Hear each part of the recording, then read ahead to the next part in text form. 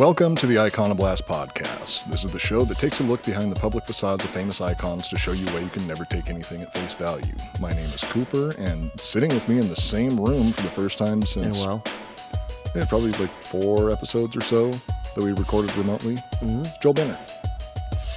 I just Ziggy-Heiled the camera on accident. We can cut that out. I don't know why I did. Or leave it in. But it's muscle memory. You do it all the time. That's how you wake up in the morning. That was a mistake. Iconoblast. We put the past on blast. Hit them with the truth, with things you never knew. Nobody is safe, no thing to place. Got Joel and Coop with history in your face. Iconoblast. So what's been going on since the last time I was Oh, here? yeah. So before we start, I got to give a shout out to Tony Polito for fixing my Camaro back in Santa Paula, California. Thank you, sir. Dude, he got it running in like 2 days. It's been sitting for 10 years. I can't believe that guy got that thing running. How long has it been sitting out in that? Yeah, 10 years, I think. The registration says 10 2013 on it. But Holy. I have a feeling you probably drove it for a while after that, but it's been sitting for quite some time, and he was able to get it running in the first day. He has put in a new gas tank, new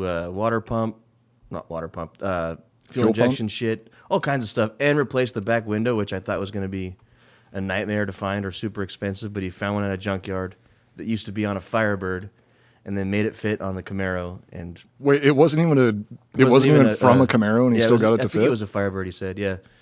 So thank you, Tony. You're the shit, man. And Tony, thank you. Yeah. And also I have to give a shout out to my new gaming friends on Call of Duty, Warzone. Who are you playing with? He spelled Spartan wrong. It's spelled Spartan. And I was making fun of him about it, and he told me, he was like, dude, I made that when I was like 13, and I was obsessed with Halo, and I didn't know how to spell it. It wasn't on purpose. He actually misspelled it when he was like 13. But don't they show how it's spelled? Like, yeah, but you know, when you're in the moment, you just write it. Yeah, when you're getting attacked by the Covenant, you're fighting out the Flood and all that stuff. It's kind of hard to pay attention to the little details. And the Cure, which is Steph. You know, Stephanie. Oh, Stephanie, yeah. I've been playing with her and her group of friends for like the last couple of weeks. She has friends? I know, right? She has friends. And she just had a birthday. Happy birthday, Stephanie. That's awesome. I'm so proud of her for getting friends. Finally. It's been a while. She's 40 years old and finally made friends. I kind of felt bad when we moved out here because I knew that we were the only 2 people that could really, stomach her. Yeah. So I was worried that she was going to be lonely this whole time. But good for you, Stephanie. I'm glad you found some friends. Yeah, good for her. So today we're going to be, not recapping. We're actually doing an episode. So a lot of people already know that we did this show for a while before we came to do it as part of Tetherball Academy Media. Yeah. So we have some episodes that we did in the past that we haven't done. They aren't released. Again. So this is sort of a re-release. Or no, it's like a gritty reboot. Yeah, it's a reboot. It's not really a sequel, but there's some new shit. There's some rewrites. Yeah, and it's then a reboot. It's a remake with a better director. I also race swapped all of the characters in the story and changed some of their genders, so it should be interesting. That's awesome. So today we're going to be talking about Captain Phillips. Captain Phillips, yeah, I heard about this guy. When the topic of piracy is brought up, most people imagine the classic image of tall ships firing broadsides at each other somewhere out in the Caribbean.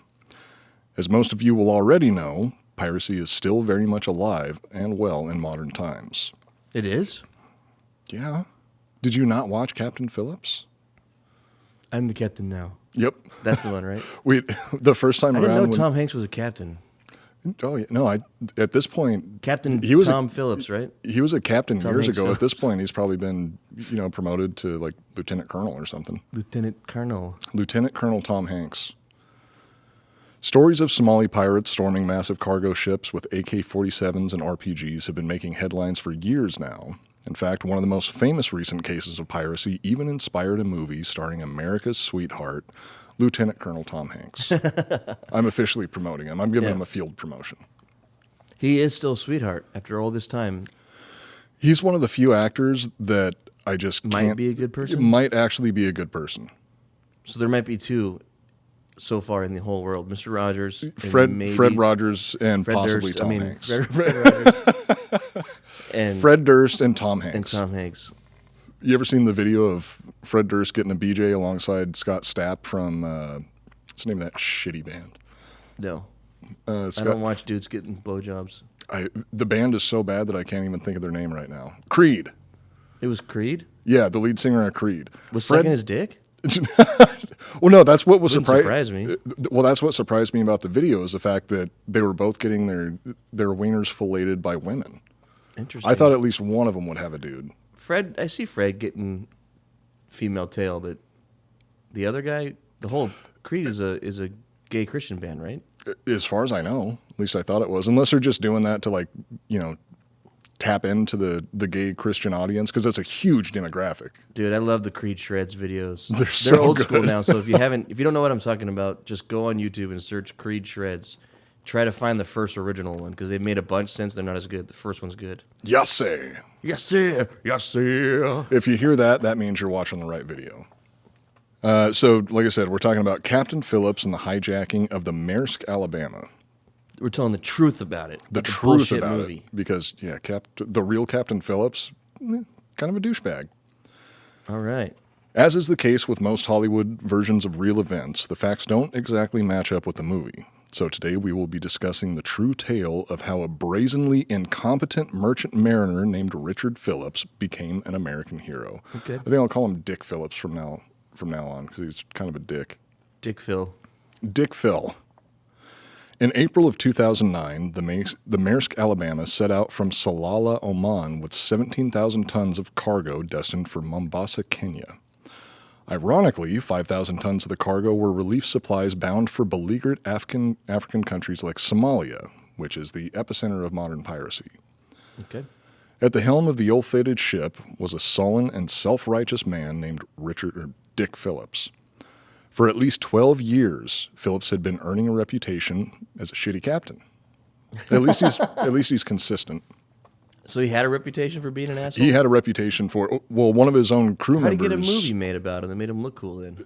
Well, because they're going to make it. Have you ever heard the true story behind The Pursuit of Happiness, that movie with Will Smith?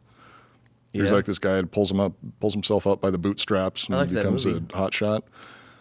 Very, very different than the real events. We can do an episode about that one too, because in real life, that guy was a huge piece of shit too. Crazy. One of the members of his crew anonymously told the Post, and I quote, "No one wants to sail with him."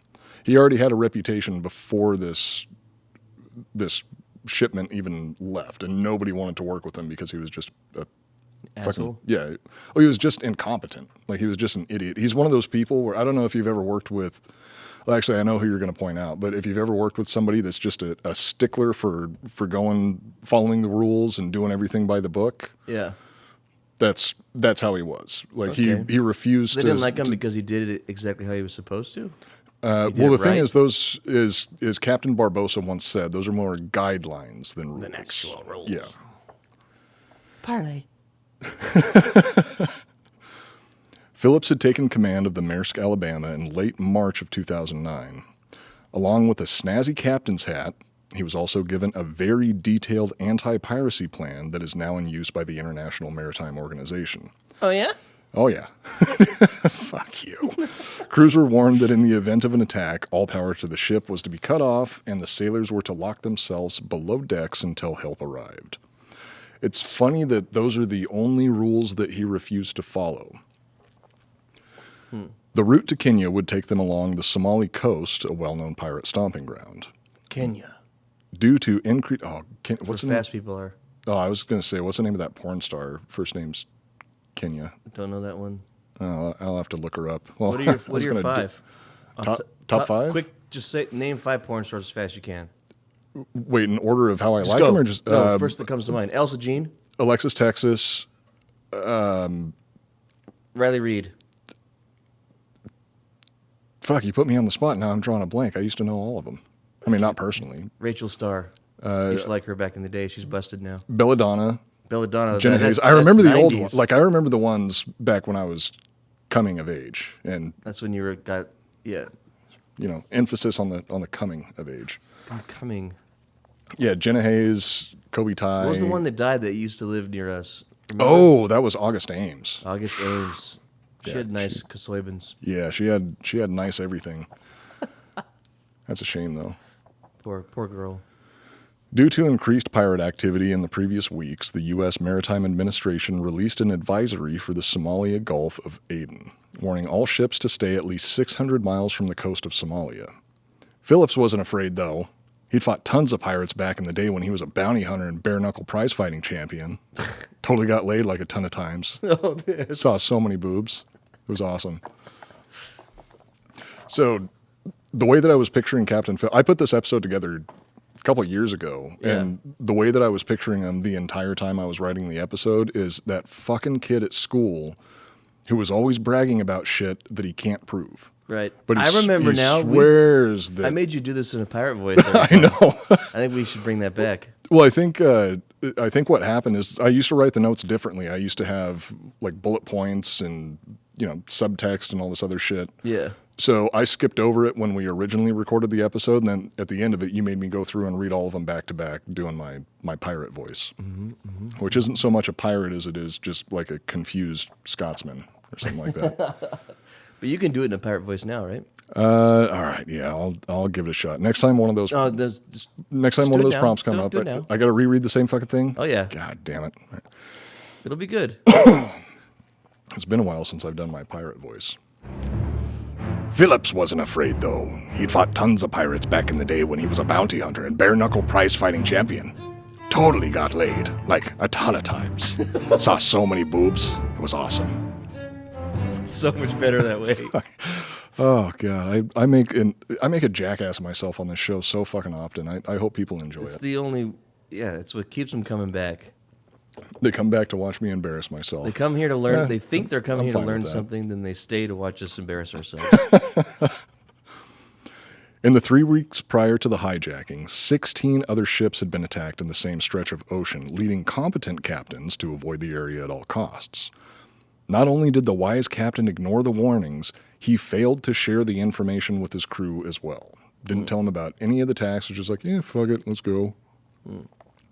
Phillips himself would later admit to receiving 7 separate emails warning him of increased piracy risk. But seriously, he took so many karate lessons he had to register his hands as deadly weapons. It's true, he can't even put his hands in his pockets because he doesn't have a concealed weapons permit. Can't believe I'm doing this shit again. I should have thought about that before I even decided to do this episode. Yeah, you should have. It's fine. You'll be fine. The self-righteous dickbag threw caution to the wind, insisting that delivering the cargo quickly and with as little cost as possible took priority. I mean, it takes priority over the safety of your entire crew. Gotta make that money, dog. Yeah, I mean, money talks and bullshit. Wait, money walks Money and over bullshit bitches. talks. That's what I think Tupac said. Yeah, that's what it. I'm pretty sure that's what Captain Phillips was saying That's too. what he listens to on the bridge. He's got Tupac's Better Days CD. Despite the risks, Phillips ordered the ship to within 240 miles of the Somali coast because if the ship sank, he could totally swim that far. Probably haul a life raft with the crew in it behind him. Oh, I am regretting this episode so much already. In the opening scenes of the film, Tom Hanks is seen ordering his men to tighten security and keep all hatches closed and locked. While this is what an intelligent person would do, Phillips was what some people might refer to as a fucking idiot. Yarr. On April 8th, 2009, the first pirate ships were sighted.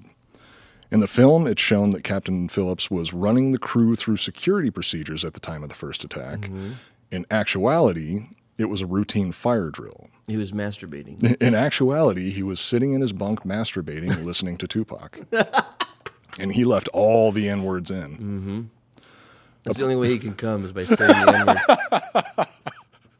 He likes a little race play every now and then. Captain Phillips is like Tupac, but with cum. Shout out to Adam Hester from Skeleton Factory. Upon sighting the incoming ships, of which there were 4, not 3 as seen in the film, the crew requested to end the drill and man their anti-piracy stations. Phillips denied their request and ordered them to proceed with the next part of the fucking fire drill. According to one crew member, quote, "We said, you want us to knock it off and go to our pirate stations?" And he goes, "Oh, no. You've got to do the lifeboats drill. This is how screwed up he is. These are drills we need to do once a year. 2 boats with pirates, and he doesn't give a shit. That's the kind of guy he is, end quote. Wait, I don't get it. So there's pirates coming, and he says, keep doing the So, drills? we'll finish up the fire drill. You can do the lifeboat drill, and then if the pirates are still fucking with us, you can go to the anti-piracy stations, you babies. Now, Phillips himself gave a different account of the situation, saying, quote, "The mate called up and said, 'Do you want to stop the drill?' The boats were 7 miles away. There was nothing we could do. We didn't know the exact situation.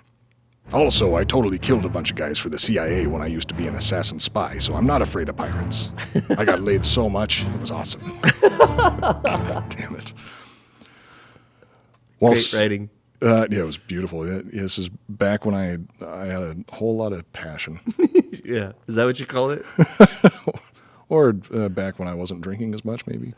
Back Smoking when you a were lot stoned as more shit. weed. Just being Lots of weed. Holy you shit. should get laid all the time. Titties. Yeah, I write about titties. I'm just sitting there giggling like a fucking idiot. Yeah.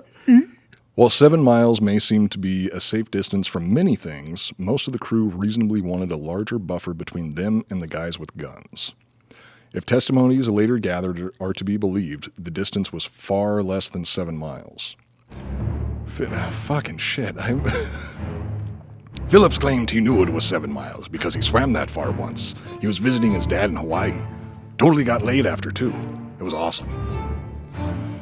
As the pirates continued to close distance with the Maersk, Phillips finally gave the order to take evasive actions, with the ships closing in from the... Something wrong? Oh, no. I was just thinking, if I have time, we always end up recording like a day before the show comes out, so I don't have time to fuck with you more. But if I have the time, I'm going to put a pirate hat on you every time you do the fucking shit. Like a really, like a 2D crappy image of one. Well, wasn't that a startup business idea that you had that was digital hats? Oh, digital hats. Yeah, back digital in the hats day. was good. Digital hats was a good idea. As the pirates continued to close the distance with the Maersk, Phillips finally gave the order to take evasive actions. With the ships closing in from the northeast, Phillips directed his helmsmen to change their course 180 degrees south and proceed at full power. The cargo ship luckily had enough of a head start to outrun the pursuers and lose them over the horizon. The captain then recalled the time he had to outrun, The captain then recalled the time he had to outrun 3 times as many pirates while on a cruise ship full of supermodels. Totally got laid. It was awesome. Yeah.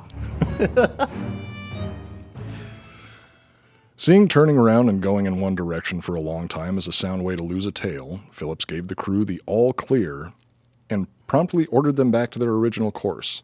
So he just All clear. cruised along for a couple miles and was like, it's good enough, and then turned around and went right back towards the fucking pirates. This guy was an idiot. Yeah. He was an absolute idiot. Why would he do that? Why would he do that? Probably because he's an idiot Okay. and a bad captain and doesn't care about his crew. And Or apparently was he thinks... just dumb enough that he didn't realize how big of a threat it really was? I don't know if it's... Like just straight stupidity, or is it... Does he actually not care about anyone, or is he actually just dumb? I think he's just dumb. I think he's just really, really dumb. Which could be Somehow worse. he failed his way upwards to the point that he became the captain of, God knows how big of a cargo ship with a whole crew underneath him. When you follow the rules, you get promoted faster, even though you're dumb. Yeah, that's, what's that called? You get promoted to your highest level of incompetence. I haven't heard that, but I like that. I think there's a more concise way to say it, but I can't remember. It's what your it is. stepdad told you. Yeah, and that's why I keep getting promoted. At this point, at least one crew member had already had enough of his shit and refused, instead going below deck to lock himself in the crew's quarters in preparation for the inevitable attack. Inevitable, yeah. So this guy must have spent a solid 24 or 36 hours locked in the crew's quarters, because the attack where they actually get on board doesn't happen until the following day. At 3 a.m. the following morning, the Maersk Alabama received a call on the radio from the pirates ordering them to stop the ship and surrender. Now, you may be thinking, how the hell did the pirates find them hundreds of miles away on a pitch-black ocean? Phillips left all the fucking lights on, sailed directly back to where they had first run into the pirates, with all of their lights on when he very easily could have had an entire blackout on the ship and the pirates would have snuck never right found him. past him. Yeah. No, absolutely. There's no way that a bunch of Somali pirates in fishing boats are going to be able to spot a ship that's completely blacked out in the middle of the ocean. Right. Because from what I hear, the ocean's pretty fucking big. At least I think so. I've never seen it myself. Yeah, me neither. But I have seen the scene in Rambo 4. Remember when they are trying to sneak past? They're not Somalians in that. They're Cambodian. Cambodians. Way worse. That's why he kills them all. No. I don't know. I'd say maybe roughly the same in terms of like They're cousins, kind of. kind of. Drink. Yeah, we should probably drink for that one. But Rambo tries to sneak past and remember, he like cuts the motor off and tells them all to be quiet. Is that when he like totally blows that guy's head off with multiple shots from a 1911? Yep. Like he slams him down on the ground and shoots him like 4 or 5 times. Probably. In the head. Yeah, dude, that movie movie's was so it was gory. so fucking good. It was so good. I think it's the best one since the first one. I didn't like it as much as, or I liked it more than what was the last one that came out? Did they just call John it John Rambo, I think. Yeah. That one was cool. It didn't feel like a Rambo movie to me though. There was Yeah, something about it it's that what do they call those? It's a siege movie or a when you're defending your home. yeah, I mean, I guess movie a siege type. movie or something like that. And he was going up against the cartels in that one. Yeah. I've watched Rambo 4, God knows how many times. I only watched John Rambo once. I do love that it's not even like it's like his maid or something. It's his maid's daughter or something that gets kidnapped, and he's like, "Gotta go." Oh, that he's trying to protect. anyway." I thought they had they didn't have any sort of relationship, him and the maid. I Or can't is- remember. That's Arnold that I'm thinking of. No, if Arnold Schwarzenegger was in the movie, he would have been would've fucked banging the the maid. maid. Yeah, he would've fucked The them. girl that he was rescuing definitely would have been his illegitimate daughter. I think they just had like a good deal. I think he helped her get across the border or some bullshit. I don't remember. because it's not a very good movie. It's got some cool shit, but there's some really cool violence, but it's nothing like the one we were just talking about. The Rambo fourth 4? one, Rambo 4, yeah. yeah, I like that one a lot better. Yeah, I would say 1 for. I don't know. Yeah, the new one feels like something else. I really don't even want to include it. It's good. It's worth it Well, to watch it it's- once. Like the part when if it was he a chops the head standalone. off, and he like has it in the truck with him. See, I don't even remember that part. I watched it There's once, just like and a like shot- almost nothing stuck with me. Rambo's driving away in his old beat up pickup truck, and the head falls out of the side of the car and it comes to a stop.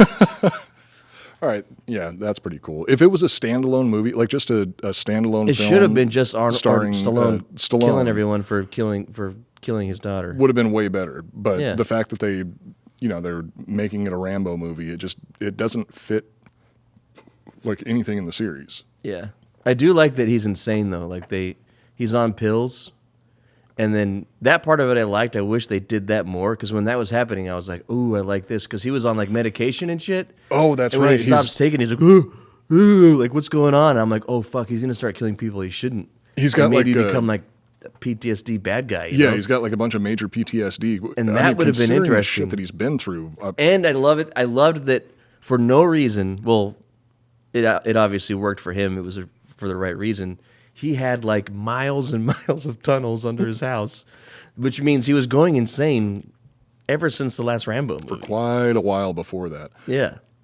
I'm just wondering what the series of events was that took him from being like a freelance boat taxi in Cambodia / mercenary bounty hunter Yeah. to just living on a farm and wearing a cowboy hat. Well, at the end of like the Texas border. At the end of Rambo 4, he goes home, and the last shot of the movie is him walking to the house that's in the next one. Oh, is it? Yeah, it's his dad's house.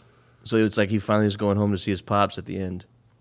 There's And no then- way his dad's still alive. Stallone is old as fuck. Yeah, but no, because in the new one, everyone's dead. And the end of 4, you're not sure if they're alive or not, but it says, Rambo on the mailbox. I'm like, oh, fuck, he's going home to the family farm. Was that like a after credits? It's during Scene or it's the something? very last shot of the movie while the credits roll. He's walking, and he's got the same outfit from the first movie. And then he walks up to a mailbox, and then it cuts to a wide that's like slowly rising, and he's walking. It looks like it's an acre to get to the actual farm, and the whole time the credits are rolling, he's going further and further away, and it fades out.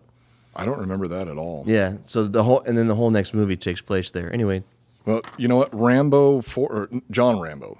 John Rambo was the 5th movie. I don't know what they're all called anymore. Never would have happened if he had a Simply Safe system. True. Do you know that property crimes like burglaries and package thefts spike over the winter? That's why now is the best time to secure your home with award-winning home security. Yeah. Simply Safe is the home security system we recommend to everybody because we both use it ourselves. In an emergency, professional monitoring agents use Fast Protect technology exclusively from Simply Safe to capture critical evidence and verify the threat is real so you can get priority police response. With advanced sensors for every room, window, and door, Simply Safe is security for your entire home. They have HD security cameras for both inside and outside your home, motion detection. For your tunnels. And for if your, you dig tunnels, you and can put if, them there. if you have a network of tunnels underneath your home, Like John Rambo. you can definitely put a bunch of motion sensors down there, and you never have to worry about the cartel. He wouldn't have got shot so many times if he had Simply Safe in his Exactly. tunnels. The movie never would have happened if he would have just gotten Simply Safe, but he wanted to do it himself because he's John Rambo. Motion detection that only alerts you when a threat is real, and even hazard sensors to detect fires, floods, and anything else Mother Nature can throw at you. Or the cartel. Or the cartel. Didn't they like burn his whole house down Yep. towards the end? See, once again, wouldn't happen if he had Simply Safe. Exactly. Our favorite feature of Simply Safe is their top-rated app that lets you control your system anywhere, anytime. Arm or disarm, unlock for a guest, access your cameras, or adjust your settings all from your phone. Once again, John Rambo, the movie, would have never happened if he had Simply Safe because he could have been in fucking Tulsa, Oklahoma, just controlling the security system from home. The cartel would have never even found him. And then the cops would show up and they would handle the cartel. Exactly. Customize the perfect system for your home in just a few minutes at simplysafe.com/icon. Yeah. Go today and claim a free indoor security camera plus 20% off with interactive monitoring. Yeah. That's simplysafe.com/icon. There's no safe like Simply Safe. And if you do that right now in the next 30 seconds, you get a grappling hook that's signed by Rambo. It's a grappling hook spear trap. I'm pretty sure that Simply Safe doesn't endorse that statement. And it connects to the system, so if the motion sensor goes off, it fires the spear trap. If you order a Simply Safe system by the end of this episode and you show us proof, we will get you a grappling hook and a spear trap. Signed by Rambo. So, I don't know how we're going to pull that off. The mythological character Rambo. He stopped returning my calls. What is he, a fairy tale? What do they call a made-up character? Fictional? The fictional character Rambo. Oh, so it's We'll not sign- it's not Stallone that we're getting to sign the grappling hook. No, It's actually Rambo. John Rambo. Yeah, he'll do it. Okay, and then we'll have the spike trap signed by Jesus. Deal. Next up, we have Qualia Mind by Neurohacker. Have you still been taking your Qualia Minds? Yeah. I finished the bottle, and the next one comes in the mail soon. Already ordered another one. Mm-hmm. It's that good. Use my own promo code and everything. In today's fast-paced world, you need to be firing on all cylinders if you want to keep up, and that's where Qualia Mind can help. Neurohacker combines 28 of the most research-backed nootropic ingredients on Earth into the ultimate brain fuel formula, and it's been changing people's lives for years.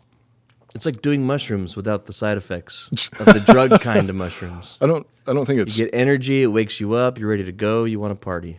No, there's no psychedelic aspect to it. Yeah, though. no, Just no. gives you energy, gives you focus, just keeps you going throughout the whole day. I mean, the stuff works amazingly well. I think I probably got about a third of my bottle left, Nice. and then I'm going to have to order another one. Fuck yeah. The formula is non-GMO, vegan, gluten-free, and the ingredients are meant to complement one another, increasing each ingredient's effect on mental clarity. It's also backed by a 100-day money-back guarantee, so you have plenty of time to decide if Qualia Mind is right for you. See what the best brain fuel formula on Earth can do for your mindset. Go to neurohacker.com/icon for $100 off, and that's only $39 a bottle, which is a damn good deal because They last a month. Yeah, they last a while.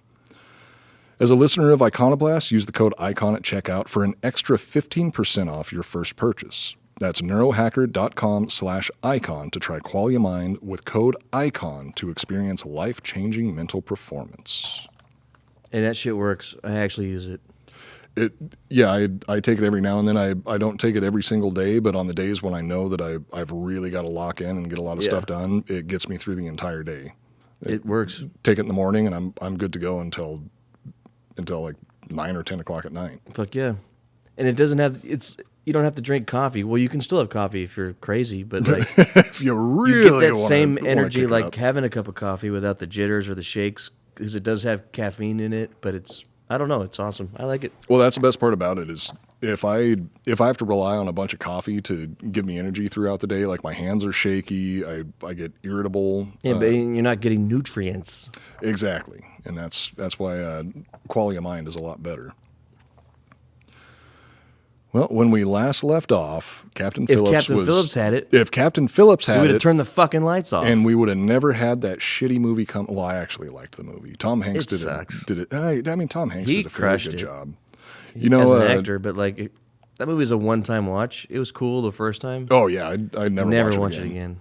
The scene at the very end when he gets rescued in there In the hospital. and he's in the hospital, yeah. that I cannot Got me. believe how fucking good he did. Nailed it. Yeah. So Phillips once again ordered his crew to take action by driving in a straight line with the lights still on, hoping the pirates would eventually get bored. Again, he even when they first noticed that the pirates were approaching in the distance, could have switched off all the lights on the ship, changed their course, and the pirates most likely never would have found them. They call this guy a fucking hero. You're not a hero. He's if a you fucking idiot. Make yourself get captured first. Oh God, no! Wait until towards the end when he actually does get captured, because it gets a lot worse. Why would they? Yeah. Well, I'll bitch about the movie at the end. Around 1 hour after sunrise, the pirates closed in for their third and final attack. It was here that Captain Phillips actually showed a degree of cleverness and leadership that gave his crew a faint glimmer of hope. And I got to admit that what he did here actually it's more clever than I could imagine. It's a more clever plan than I could imagine him coming up with, so I'm going to assume that it was one of the crew members that gave him the idea. And then he took credit for it? Yeah, he followed through with it. Showed. As the fleet of 3 speedboats and 1 large fishing boat gained on the Maersk, Alabama, Phillips opened a radio channel and did a little improv. First, he sent a distress call to the U.S. Navy informing them of the pirates in pursuit of their ship. Then he did his best impression of a tough sea captain and responded to the call himself. So he's playing both Captain Phillips and the fictional captain of the Navy ship, it's fucking smart.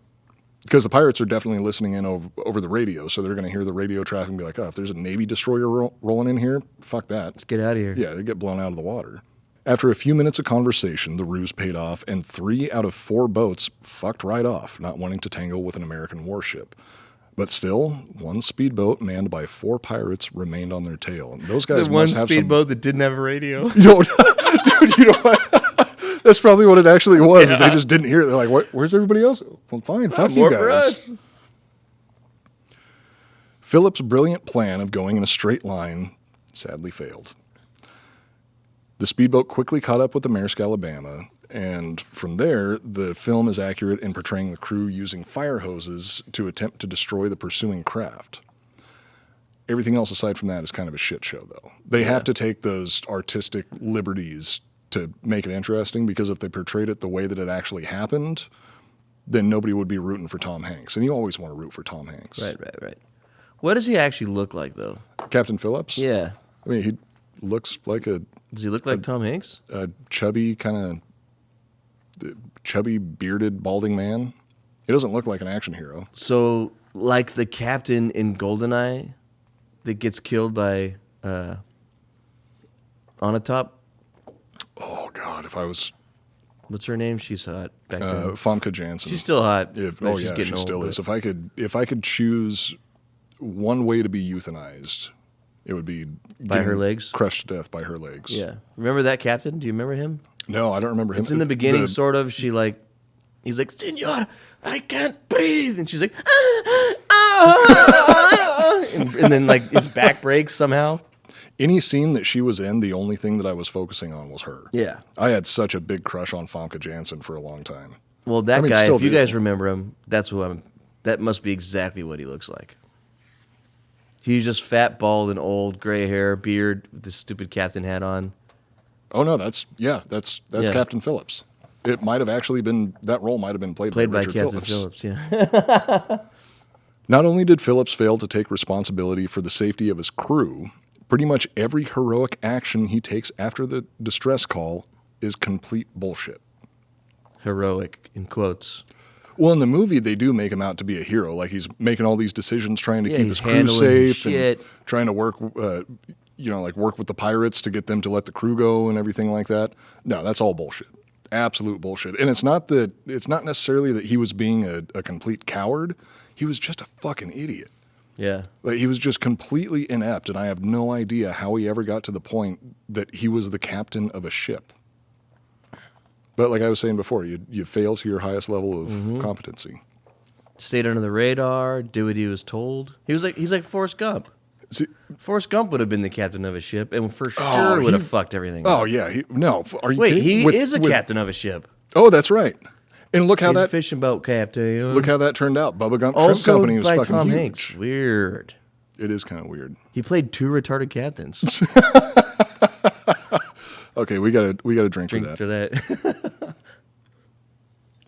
Lieutenant Dan, ice cream. One crew member recalled how the stalwart captain really handled the situation, saying, quote, "His plan was, when the pirates come aboard, we throw our hands in the air and say, 'Oh, the pirates are here.'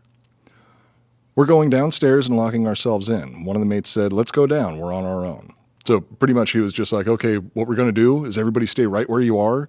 When the pirates get here, we're going to surrender and just hope that they're nice to us." Like I said, he's an absolute moron. The fuck? Well, yeah. I guess I don't know shit about being the captain. I definitely wouldn't want to surrender. That wouldn't be my first choice. Yeah, it wouldn't be my first choice either. My first do choice. they not have guns? Well, they do now. Like They on didn't at ships this now. time. At that time, maybe some of them did, but nowadays, if Somali pirates go after one of these cargo ships, They just get lit up. they've got mercenaries on board that'll protect them. And they get lit the fuck up. I've seen some crazy videos. Really? Oh yeah, there's. Of Somalis getting lit up? Oh yeah, I mean they don't even let them get close to the boat. As soon like as start shooting they're at 'em. within a certain range, they just blow them out of the fucking water. That's cool. And they'll have 4, 5, 6 guys on one side of the boat, all just unloading on their boats as they get closer. With Uzis? From the ones that I saw, it was cool. like M16s or M4s. That's not as cool. It would be a lot cooler if they Uzis were held Uzis. sideways would be dope. While he's still listening to Tupac. Oh yeah, I forgot. Better days, better days, better days. They've been blasting Tupac Hey. throughout this entire sequence of events. He just has that one album on repeat playing over the loudspeakers everywhere. They're coming. Quick, put on Gangster Party. Ain't nothing but a gangster party. So Mike Perry, the chief engineer, is arguably the true hero of the story. Realizing that his boss was a fucking idiot, Chief Engineer Perry took action and ordered the crew below decks. Strangely, all but 3 joined him. 3 people decided to remain behind because they were loyal to their brilliant captain, amazing leader that he was. Perry led the men to the engine room and locked them in before disabling all of the ship's systems. And that's another thing.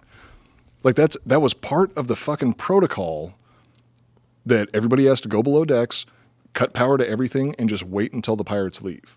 Because you don't have any guns, you don't have any other way to defend yourself. You just go and lock yourself behind a super heavy metal door. I could see that working. They're going to take a bunch of shit that's on the outside, but they're not going to hurt you. Yeah, I mean, Fuck all because the- what it fuck is that all they the really physical want is that shit. they want to be able to hold the entire ship hostage because that's where they get the real money. And they'll make like millions of dollars off of that too. Like Do they succeed a lot? it- Maybe not More. anymore, but back then. more than they should. And Who pays? dude, that's so. Well, they ransom the boat to whatever government the boat belongs to. Whoever a company owns it or government? To either the company or the government. I think the government has to get involved. I'm not super familiar with maritime policy. Well, it depends but- on the pirate, right? If the pirate's smart, they're like, call your daddy, have him Venmo me. If they were really smart, they would ransom the boat to the company that owns it, and then ransom the family or the people on the boat, probably to the government. I wouldn't say the family members because the family probably doesn't have enough money for it. But yeah, ransom each individual one. But dude, seriously, I would just have them all Venmo me like $100 and then just get the fuck out of there. because Somali pirates always have smartphones and Venmo accounts on By them. now they do probably. At this point, they probably do. There's smartphones. That's the fucking way to do it. everywhere. Like you pretend like you're going to ransom the boat, but all you're really doing is getting a couple $100 from everyone on there. You walk away with 20 grand and you let them go. Oh, the Don't thing tell is, anyone. if you succeed, like when the pirates succeed, they're making millions of dollars off of it. Yeah, but they're all going to get caught and killed eventually. It's way too dangerous. If you're just like getting that Venmo, you know, then you got that account too. You can get their account and scare them. So like, send me $20 a week. That's all you got to do. Well, the way you expect them to keep paying a weekly $20 after they're already back in their home country. Yeah, and safe? well, that's part of your big scam. You know how that works. Captain Phillips would have kept paying it. Oh, the dummies would keep paying it, right? Well, You yeah, take their Captain wallets, you're like, Phillips I know was where you definitely live, one I'll of the kill your dummies. kids, $20 a week. So the way that they set up these pirate raids in Somalia, at least the way that they set them up back in 2009, 2010, early 2000s, is it would be like an entire village that would band together and raise the money to send people out to go after one of these ships, because if it They're like succeeds, Vikings. Yeah, honestly, kind of. Yeah. They were literally going a Viking, because as we know, Viking means pirate. Yeah. And they would band together to fund the trip, or you would have one specific warlord that foots the bill for the raid, and pretty much all of that money goes back to the warlord, and then the guys who actually carried it out get a small cut, but that small cut in Somalia goes a long fucking ways. Hell yeah. And also they're getting like $3, $4, $5 million from ransoming these boats. Can you imagine how much money that's worth in Somalia? A lot. Like you would be a multi-billionaire in Somalia. Yeah. When you split it between everyone, everyone's rich forever. So you got to do one heist and you might die, but if you pull it off, you're set you're for done. life. You're That's why set it's for your worth it. very short life, because you still live in Somalia. You're probably going You're to still die going young to die at anyway. 35. Yeah. Lucky. I was about to say, that sounds kind of nice. Rich, Right? until you're 35 and then you're dead. That's what I was thinking. Yeah, these third world countries aren't that bad, I bet you, if you're smart. If I was actually living in Somalia, I'd probably want to be dead by like 25.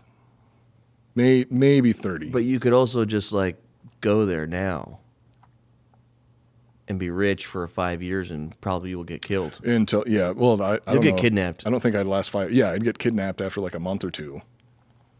But I'd make a somebody's womanly family body, a lot so of money. From the back, they'd be like, look at that. Hot brunette over there. Let's kidnap her. Oh, look at that short-haired woman over there. All members except 3 of the crew went down to the engine room and locked themselves in. Phillips, on the other hand, didn't even bother locking the door of the bridge, even as he saw the pirates boarding. He was just like every single door on one of these ships can be sealed shut. Some are going to be stronger than others. To get through, every single one is. Yeah. And Might as well make it hard on them. At the very least, they could have bought more time for the Navy to show up, because they've already sent out a distress call. Eventually, the Navy is going to show up, as we know. Rob O'Neill was there. Oh, that's right. I heard him tell the story. Well, we'll talk about that story once we get to that part. Yeah. But the way that he told it, I thought was kind of funny. I wish I could remember it exactly. So Phillips didn't even bother locking the doors to the bridge. Even after the whole situation was over, he didn't even think they had lost control of the ship. And this is an exact quote that he said later. And I quote, "The ship was never actually taken." Then what the fuck happened to it? Yeah, what do you mean? Do you not recall the part where the guy said, "I'm the captain now"? I think that means that they took the fucking ship. Did they steer the ship at all at any point?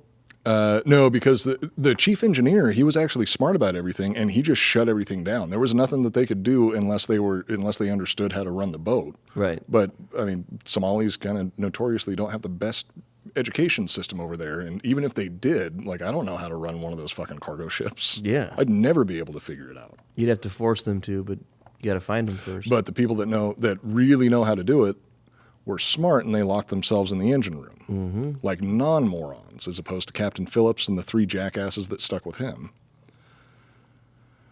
So while this is technically correct, as they never took the ship anywhere, this was only due to Chief Engineer Perry disabling all of the ship's systems.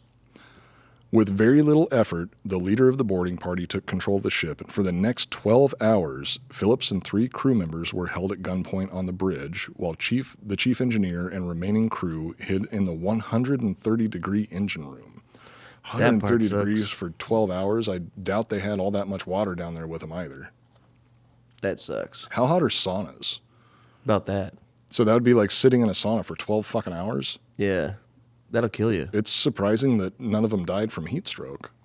Although Phillips was a quivering pile of uselessness, most of the actions taken by the crew in the film are actually accurate. In the film, Phillips is shown as leading the pirates below decks and into a trap set by the crew, resulting in one of the bad guys being injured and the leader being taken hostage. In reality, Phillips sent a fellow sailor below deck with their captors to find the remaining crew. Oh, God. And Chief Engineer Perry, once again, took it upon himself to ambush the pirates and took the leader hostage with a knife. Oh, shit. So Perry's a fucking badass. All he had was a pocket knife on him. And so there was no communication between the crew that was still being held captive by the pirates and the crew that had locked themselves in the engine room. He just saw an opening, and he took advantage of it and took the guy hostage. G. Yeah, dude, Chief Engineer Perry was a fucking badass. Why isn't there a movie about him? He should have been... Oh, there is. It's called Under Siege. Chief Engineer / Chef Cook, Perry. yeah. As the situation progresses, the Tom Hanks version of Captain Phillips gives himself up to the pirates in exchange for his crew members' lives. And this is the part that I was talking about a little while ago, that Phillips never did anything really to protect the crew. He was just a fucking idiot. In reality, Phillips took himself hostage. His crew had negotiated to release the pirate leader in exchange for them fucking off and going home. Unfamiliar with their fancy new boat, the captain helpfully climbed aboard to show the pirates how to operate it. And unsurprisingly, for people who take other people hostage for a living, they were just like, okay, well, you're staying with us, and then they just left with Phillips aboard. They could have just had those guys get on the boat and be like, all right, Later, figure it out. leave. And they switch the ship back on, and they steam the fuck out. But no, he decided to climb on the boat like, oh, no, let me help you. It's a little complicated. I'll show you how to run this thing. What the fuck? They didn't even force him. He was like, he is an offered? absolute moron. Absolute fucking moron. That doesn't make any sense. No, it doesn't, because he is such an incompetent captain. I'm surprised that he even survived the whole ordeal. If the Somali pirates were He a must little have bit more been no aggressive, threat. Oh, actually, yeah. They must have just not even been worried about him. They kind of look at him like, oh, this is the slow guy on the crew that they just kind of keep around because they want What to do be they nice to speak him there? or something. Somalian? Do they have a certain language? I guess. What does it sound like? Somali? No clue. You're asking the Like wrong guy. or something like that. Drink. Yeah, drink for that. But it's one. like, and then the subtitles are like, look, it's Drink it's the captain from GoldenEye. I actually like the way those accents sound. Somali accents? Yeah. I think South African is kind of interesting. It's almost like Australian, but Not. Dude, Australian's so fucking annoying. At least like African accents and stuff sound cool. like Charlton Copley, the guy from District 9. Oh, yeah. I like he sounds his kind of like a accent. bitch, but he's cool. Oh, yeah. But the accents are sweet. Dude, he was a badass in Elysium. District 9 Well, and and District Elysium, 9. yeah. I just watched Hardcore Henry again. It's a like, good couple movie. weeks ago. I mean, it's over the top. It's a and silly. little bit too long is my only complaint, because for the first 45 minutes, I'm fully on board, and everything after And that, you're I'm just like, like, fucking hell. You could have condensed this a little bit and wrap things up, because there's only so long that you can play out a Handle this gimmick like shit. that. Can you imagine watching that in the theaters? I just wish I could have worked on that. Oh, that would have been Like fucking it- awesome. I got to work on an action movie or two, and it's so much fun. So I wanted to work on something like big scale like that once, even if I'm just operator like on Avatar, just to be there to see how they're doing it all, and because they do it all for real in that movie, most of it. I definitely want to it's- see how they filmed everything, because Because all it's first person, they don't really have Yeah. to put a person in there. They do a lot of the time, but a lot of the time it's just they're like making the camera go through it, like the camera's the stuntman, Oh, they are? Yeah, and figuring out how to do all that shit, like the behind the scenes of when he's like jumping from car to car, they were like doing that shit mostly for real with the camera rig and throwing a camera around, and sometimes it's a That's stuntman fucking awesome. with the camera on his head, Did those guys do any other movies before that, or are they the one, they got picked up? They did that. I'm pretty sure it's the same guys that did that crazy music video that was first person. Where he's getting He's got teleported that all over the place? teleportation thing. Yeah. Yeah, they made that, and they were like, dude, give these guys $60 million and have them make a crazy movie like that. I mean, they fucking pulled it off. I think that's the case. I'm not sure, but yeah. I know that they did that music video. I don't remember what the music video is called, but I thought that maybe they might have done. I don't think they've even done anything. That's since notable, right? Those two are. They have to be the same people. Oh, for the music video and Hardcore Henry? Yeah. They're definitely the same people. Okay. Yeah. I know they're definitely the same people. I just don't know if they actually were able to do anything after Hardcore Henry. So I think it kind of bombed, didn't it? I have no idea. I liked it. I liked it too. I mean, It's I've just watched out it of like control. 3 or 4 times at this point. Yeah. It's like the same style as Crank. And Crank should have stopped after Crank 2. They should have never even made Crank 2. It sucks. And Crank 3, I don't think I could even. Wait, there's a Is third there a one, 3? right? I thought there was a third one. I Or don't am I think just so. is Crank 2 just so fucking long that I thought it was It two was films? awful. But have I pitched you my idea for the third Crank that would bring it all back? No. It's called Crunk. Crunk. And the idea is that he has to stay drunk to stay alive. Okay. So I like where this is going. Yeah, it's both, right? Because crunk is a thing when you're like on a bunch of uppers and you're drunk, like crack and alcohol. Crunk. Is that what it is? It's like- I thought it was some dancing style where they like dress up as clowns. That's probably all. It's a very probably have to popular be word. It drunk has a on- lot of meanings, you know. A lot of nuance to that. But yeah, he word. has to stay drunk. And one of my ideas was that he ends up in prison, in jail, right? And he's like, "Oh fuck, like, get me out of here!" He starts sobering up. So he's like, you know, the same old shit. Where he's like, "Oh no," and then somebody gets arrested for being shit faced and gets thrown in the same cell as him, and he's like, "Fuck." And Piss has in to- my mouth. and has to fucking eat him or drink his blood. You know, he has to drink his blood. He has to eat him to I mean, survive. they've got Pruno in some prisons. You could probably find some Pruno. Yeah, but you could do That would so take too long, though. to having to stay drunk. Like so, like to take it to the next level, it would also you would have to get Jason Statham to do drunken master shit. So like he'd be that'd drunk be while good. fighting, then you could do fun shit like that, and it would be you could actually make a good sequel where it's not just the same shit. Because the first one was your heart's gonna stop beating because you're poisoned. The second one, he got a fake heart, and they were like, your fake heart's gonna stop working if you don't keep electrocuting yourself. Oddly enough, that's like the storyline behind the beginning of Hardcore Henry, where he's got a battery running him and the battery's dying, so Oh, he's got yeah. to go and find a new power source. Yeah, I think that's the key element to any. If you want a fast-paced action movie, that's like the golden. What do they call it? Like the rabbit's foot. Yeah, You need the rabbit's thing, foot or like- the MacGuffin. Yeah, the best. Like, what are the examples? Crank. What you just said. Hardcore Henry, I guess, has that too. He's like fighting to survive. Speed. There's a bomb on the bus. If it goes below this, Pulp Fiction, you got the briefcase with the glowy stuff in it. oh, It's kind of. It's not really driving everybody forward though. no. But you want to know what it is. Literally in Mission Impossible 3, it's called the rabbit's foot. They literally named it what they call it in the. that's right. I remember. And it you- doesn't exist. Just like in it's a theory. It's a writing theory. You need a rabbit's foot, something to go after, something important. You know, I think it was the movie The Maltese Falcon, because it's also called a MacGuffin.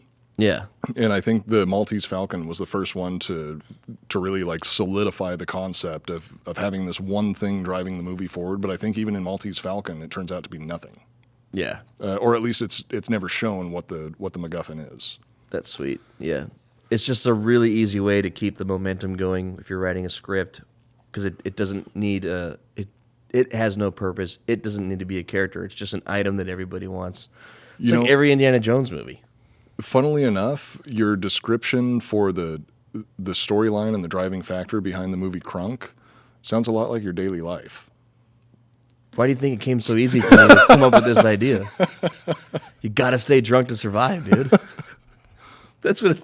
I want that on my tombstone. You got to stay drunk. You got to stay drunk to survive. And then at the bottom, it just says he sobered up. He sobered up and died. In the film, it depicts only about a day and a half passing while Phillips is held captive on the lifeboat. And during his time as a guest on the lifeboat, Phillips was able to enjoy the pleasures of beatings and mock executions, and then more beatings. They beat him up. According to Captain Phillips, they did. Oh, but The Navy medics who treated his injuries immediately after release noted that they only found abrasions on his wrists.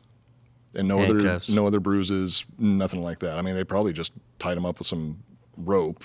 And then he was like, oh, they were beating me every day, and they threatened to kill me, and they did mock executions. I mean, there's no bruises, but I'm tough. I don't get bruises. I don't bruise. I fought him off day in, day out. I was fighting him every single day, both hands tied behind my back. It was terrifying. They did find a bunch of scarring on the back of his throat, though. From all the dicks he They sucked found while he was there. found an oval-shaped bruise at the back of his throat. Yeah, he's got no bruises on his body because he's just sucking all their dicks the And whole time. his eyes were crusted shut. It almost looked like had he had pink pink eye. eye. Yeah. In reality, 4 days would pass before Navy SEALs would spackle the interior of the boat with pirate brains and release the inept seamen. Marksmen aboard a nearby ship observed one of the captors making threatening gestures towards Phillips. Actually, Rob wasn't even out on the deck when the shooting went down. Oh.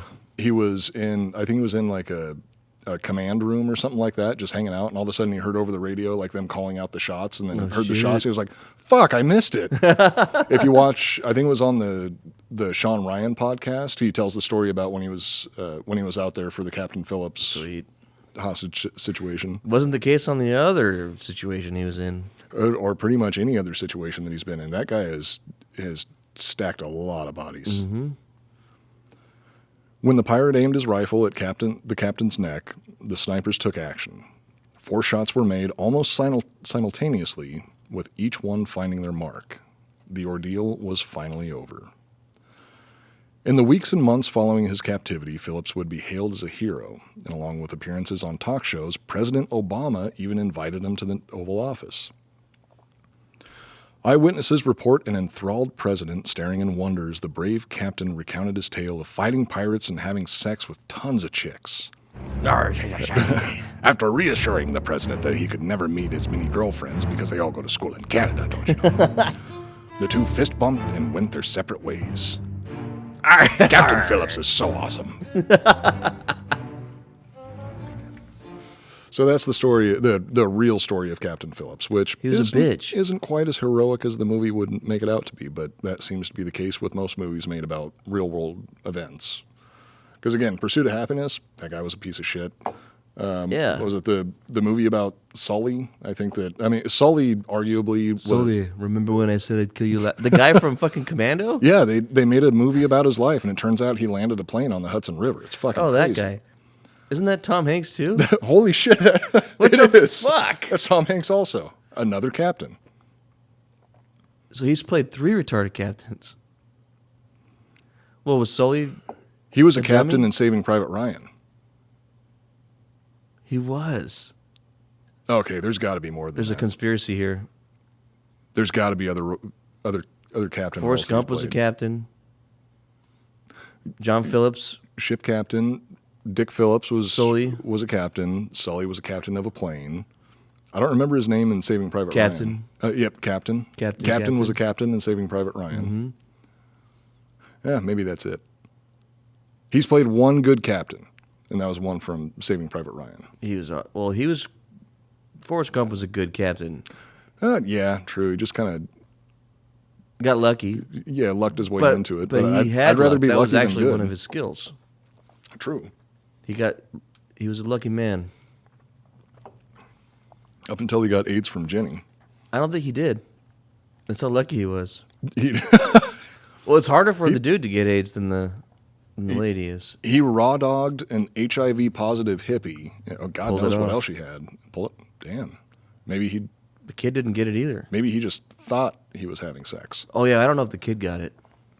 Yeah, wouldn't the kid have AIDS too? I don't know how that works. Little You would assume he Haley would Joel have it. Osment infected with AIDS. Unless she got AIDS after. Because it's not. I'm assuming she got AIDS when she was partying in that hotel room doing heroin, and Yeah, I would think so too. but maybe it was after they fucked. No, Forrest Gump has AIDS. Forrest Gump has AIDS, and his kid has So AIDS. does and they both Forrest died. Jr.. They all died shortly after. It's really the not film. a happy ending when you think about the fact that both of them either have to be on a whole lot of medication for the rest of their lives, or they both just died of AIDS afterwards. Yeah. Well, he wouldn't be smart enough to actually get on medication for it. But yeah, I heard they actually made a sequel. The they author, didn't shoot it, but they wrote like the. Oh no, Forrest Gump's actually based on a book, and the author wrote a sequel to Forrest Gump where he ends up going into space. Like he Oh fuck yeah! fucks up. Does he have AIDS? I don't know. I never read the book. Shit. I heard that they wrote like they made there is a screenplay written about it, like takes a turn the opposite way, like everything goes wrong from that point on, and he's the cause of like a bunch of horrible shit in history, and he has AIDS, and his kid has AIDS, and everyone dies. Wait, for real? Yeah. I just heard about it. I kind of wish that they would have made that sequel. Yeah, and it was close to being made because it would be like the opposite, like it's like a complete reversal. The only thing that I know about the book sequel is that at one point he ends up going into space with like the first monkey that ever gets sent into space. Like, He was the first monkey. Drink, I guess. no, To Forrest. to Forrest Gump, he fucked the monkey that spread AIDS to everybody else. No, Forrest wouldn't do that. It's out of character. He's not a horny guy. Most retards are. Drink, I guess. My beer's empty now. But he wasn't a horny guy. He was a little protective over Jenny, but not anybody else. Why really. would he be protective over Jenny? Because he's horny. Well, he wasn't really horny though. Well, just because he doesn't understand the concept of being horny doesn't But mean he that was he's never not horny. Like, he was never trying to fuck her ever. She raped him. Oh my God. Jenny raped And gave him a AIDS. disabled person and gave him AIDS. Yeah. Oh, And fuck. kept the kid, that son of a bitch. And then left the kid with him. She's like, Yeah. all right, well, I'm done. She's probably not even dead. She faked her death. She faked her death, She's took off fucking somewhere Lieutenant else. Dan. She's like, I'm not raising some retard baby with AIDS. Give him to the dad. I like when Lieutenant Dan comes back with legs, and Forrest Gump's like, magic legs. Brings a tear to your eye, you know? Really does. Well, that's all for this episode of the Iconoblast podcast. Audio listeners, don't forget to subscribe, rate, and review. It helps us out a bunch, and it doesn't cost anything. Another way that you can help us out that doesn't cost anything is you can just tell your friends about the show. Spread the word. As who was it? God's word. It was I think Bloodhound Gang was the one that said, "Spread your legs or spread the word." Or do both. Wholeheartedly, yeah, Spread your cheeks. might as well do both. If you haven't already done it, subscribe to the Iconoblast podcast channel on YouTube, and then you can join us every week for our Monday night premieres. Yeah. Monday nights at 9 p.m. Central Standard Time. Joel and I hang out in the live chat to answer questions and tell dick and fart jokes, which is Yeah. fun. If you're already subscribed and watching the premiere, finger the like button. Do it. Or else Adam's going to get mad at us. He's going to yell at all of us. If there's more people in the premiere than there are likes on the video, Adam comes down on all of us. Yeah, he does. Crazy bastard every time, too. He's good love at him that, though. for it. We got to eventually put him on payroll. If we start getting paid a decent amount of money, we can start thinking about putting people on the payroll, and he's first on the list. Yeah, I'd pay him for that. Maybe we should start paying him now. We'll give him 69 cents per like. That's Shit, that's kind of we get. not a bad deal. I mean, like it's a probably. good 80 likes right in the first hour. So I mean, think overall, it'd 80 probably be times roughly 69. minimum wage for 1 hour. well, what's 80 times 69? I have no idea. It's You like think I can do $8 or math? something. Okay, so that's like minimum wage. Yeah, that's minimum wage back in the 90s. Yeah, back in the, so you get roughly like 1997 minimum wage. That was actually a good minimum wage back then too.